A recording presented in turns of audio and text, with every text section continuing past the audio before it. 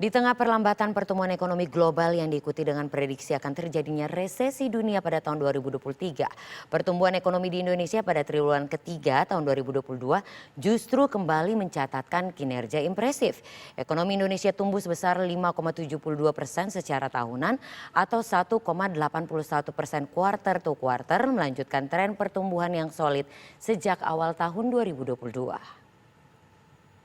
Kami hormati Bapak Menko Perekonomian. Menteri Koordinator Bidang Perekonomian Airlangga Hartarto dalam konferensi pers PDB Triwulan 3 tahun 2022 menjelaskan secara rinci capaian catatan positif pertumbuhan ekonomi Indonesia yang tumbuh di tengah perlambatan ekonomi global.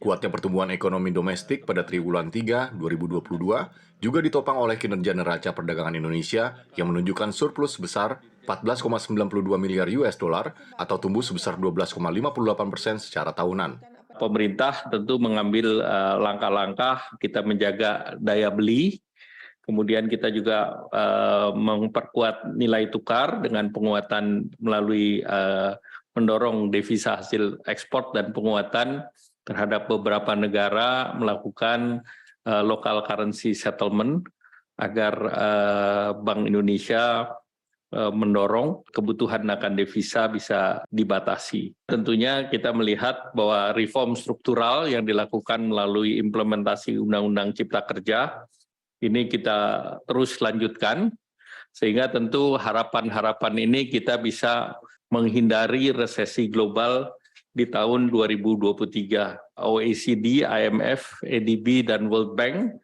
memprediksi pertumbuhan ekonomi Indonesia di 4,8 sampai 5,1%.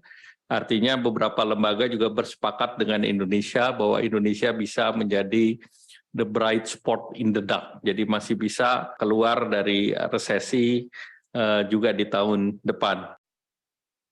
Menko Airlangga menyampaikan bahwa pertumbuhan ekonomi Indonesia pada triwulan 3 2022 ini akan dapat menjadi bekal yang cukup kuat untuk menghadapi potensi resesi global di 2023.